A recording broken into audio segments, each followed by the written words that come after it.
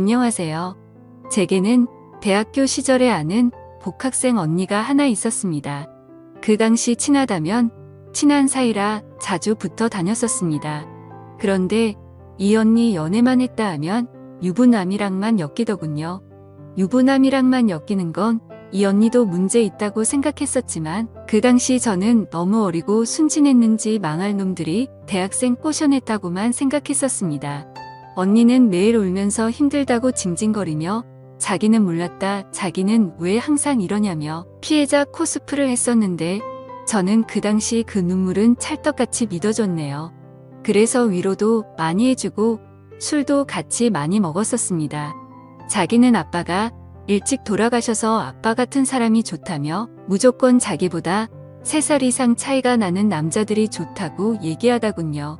워낙 이쁘장하게 생긴 언니이라 남자들이 잘 꼬이는데 하필이면 그런 놈들만 꼬이는 언니가 그때 참 불쌍했었습니다. 그리고 시간이 지나고 28살에 저는 결혼을 했습니다. 대학 다니며 중간에 제게 일이 생겨 휴학을 하게 되었고 언니와는 가끔 연락은 했었지만 서로 안 보다 보니 자연스레 멀어졌고 가끔 SNS 좋아요나 눌러주는 그런 사이가 되었습니다. 당시 사는지는 잘 모르는 상황이었네요. 사는 지역이 좁아서 그런가. 그 언니와 저희 남편이 서로 아는 사이더라고요. 언니는 남편의 직장 후배였습니다. 남편이 회사에 척척장을 돌리며 여자친구의 저의 사진을 보여주다가 언니가 저를 알아봤고 세상 참 좁다며 신기해하고 어떻게 이렇게도 엮이냐며 반가워했습니다. 저도 참 신기했네요. 그 뒤로 저희는 자주 만나게 되었습니다. 그리고 어느 날 저희 집에 놀러 오게 되었습니다. 당시 언니에게 남자친구가 있었는데 남자친구한테 맞았다며 고백하더라고요. 이유는 모르겠지만 남자친구가 원래 좀 폭력적이라고 힘들다고 하더군요. 같이 그 남자 욕해주면서 그렇게 남편과 그 언니와 셋이 위로 줄합시고 저희 신혼집에서 자주 술을 마시게 되었습니다. 그런데 어느 날부터 언니의 옛날 일들이 생각나면서 언니가 이상하게 보이기 시작했습니다. 당시에는 순진해서 언니 꼬신 놈들이 나쁜 놈이라며 불쌍하게만 생각했었는데 이 언니는 뭐 맨날 이렇게 질질 짜고 사람을 만나도 이 사람 저 사람 별별 이상한 사람만 겪어보나 싶었습니다.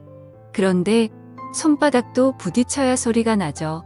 이 언니도 참 팔자 사납구나 생각했습니다. 아무튼 이런 생각이 들기 시작하니 그 뒤로 언니를 조금 멀리하기 시작했습니다. 언니도 뜸하다가 어느 날 갑자기 저희에게 줄 선물이 있다면서 집으로 오겠다는 겁니다. 예전에 사던 거였는데 요즘 저를 너무 못 만나서 못 줬다며 언니가 너 시집가면 꼭 해주고픈 선물이었다고 약속을 잡고 저희 집으로 찾아왔습니다. 선물은 너무나도 평범한 화분이었고 그러더니 자기가 조금 있으면 회사 관두고 지방에 내려간다며 마지막이라고 하더군요. 무슨 일이길래 갑자기 회사를 그만두냐 물으니 부장인지 차장인지 본인은 취미했다고 합니다. 솔직히 그동안의 언니를 알기에 진실인지는 모르겠습니다. 과거 피해자 코스프레하며 워낙 거짓부렁이었기에 제 생각엔 아닌 건 같네요.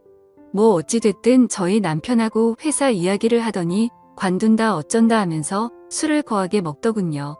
시간이 한참 흐르고 밤이 늦어 언니는 집에 가겠다며 인사를 하고 헤어졌습니다.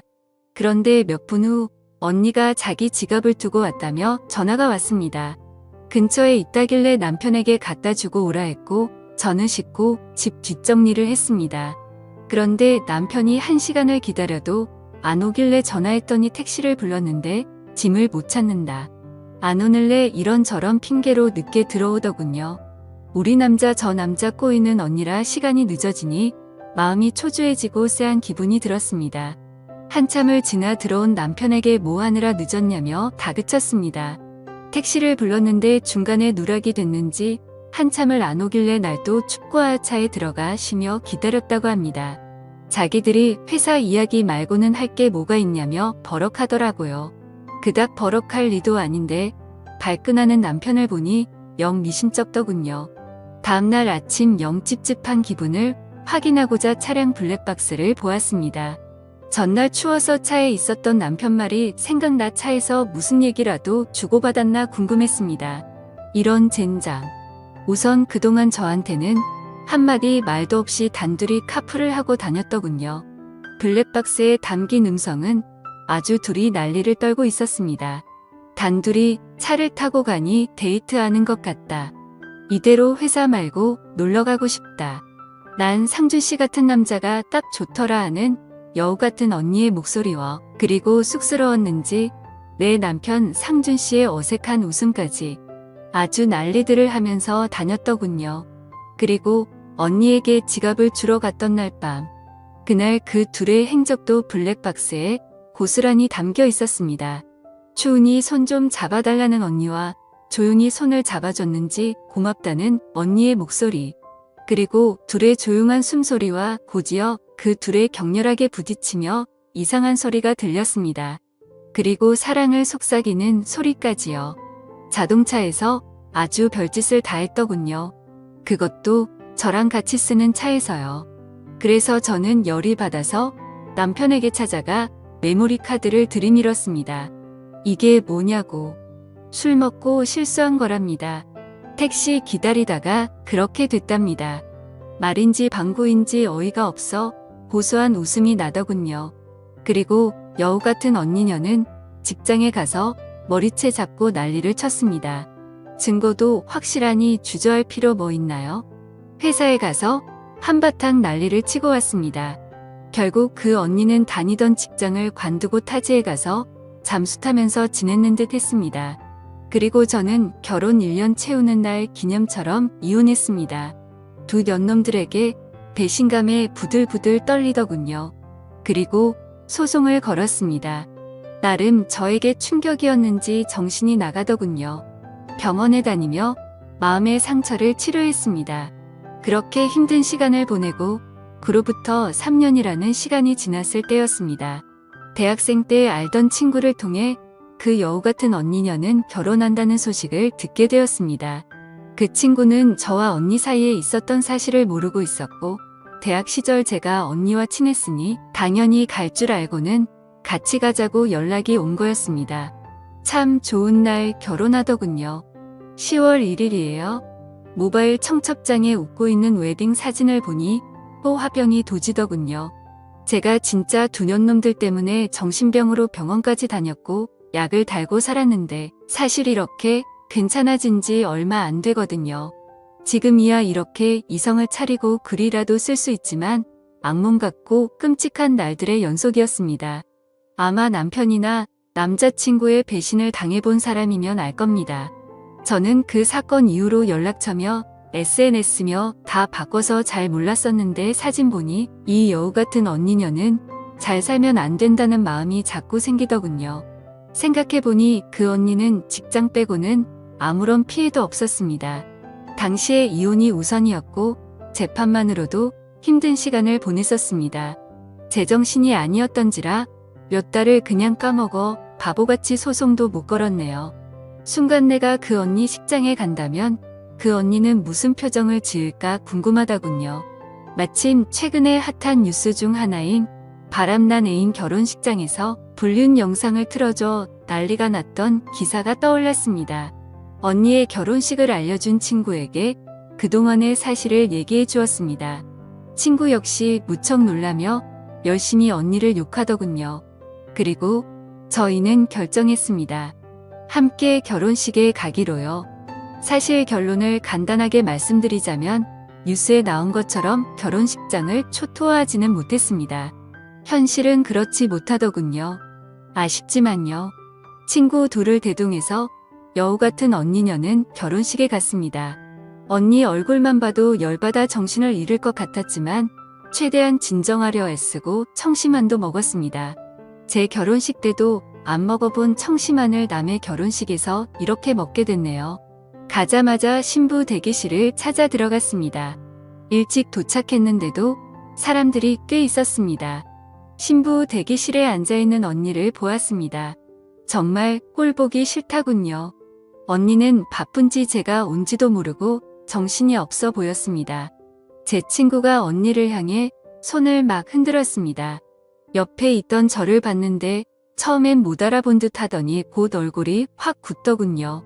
사실 그 표정만으로도 꽤 통쾌했었습니다. 사진기사와 플래너와 헬퍼 아줌마가 언니에게 많이 긴장한 것 같다며 화장실 가고 싶냐고 이야기할 정도였으니까요. 저는 그 앞에 서서 아무 말도 하지 않고 그냥 쳐다보면서 있었습니다. 친구가 언니에게 가서 인사를 했습니다. 언니는 뻔뻔하게 기억난다며 어떻게 다 같이 오게 됐냐고 밥 먹고 가라 합니다. 그러더니 저를 보며 오랜만이라고 하더군요. 참 웃음이 나네요. 저는 순간 이 언니가 단기 기억 상실증에 걸렸나 했습니다. 어떻게 저를 보며 오랜만이라고 인사를 하나요? 저에게 인사하더니 어김없이 지선아 밥 먹고 가라고 얘기합니다. 원래 계획은 신부 입장할 때 큰 소리로 불륜녀라고 까발릴 생각이었습니다.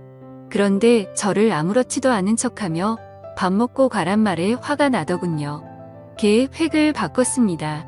식장 들어가기 전에 다 같이 가족 사진을 찍는다며 분주해지더군요. 신부 대기실 밖에서는 사람이 둘러싸 구경하며 사진 찍고 있었고 신랑 신부 직계 가족 모두 모여 다 같이 사진을 찍는데 저는 그곳을 향해 소리쳤습니다. 언니 열심히 좀 웃어. 남의 남편이랑 발 안 나서 나 이혼시키고 어렵게 결혼하는 건데 좀 웃어야지 라고 말했습니다. 옆에서 제 친구들도 남의 가정 파탄 내놓고 불륜녀도 시집을 가긴 간다며 거들어 주었습니다. 그 뒤로는 기억이 잘 안 나네요. 사람들이 웅성웅성하며 조금 난리가 난 상황이었는데 언니 엄마가 저에게 무슨 소리를 하는 거냐고 뭐하는 여자냐고 소리를 지르더군요. 그 덕분에 더 많은 사람들이 구경을 왔습니다. 저한테 미친 여자 아니냐며 언니한테는 아는 애냐고 그러길래 제가 그랬습니다. 누구인지는 전현한테 물어보면 빠르다고.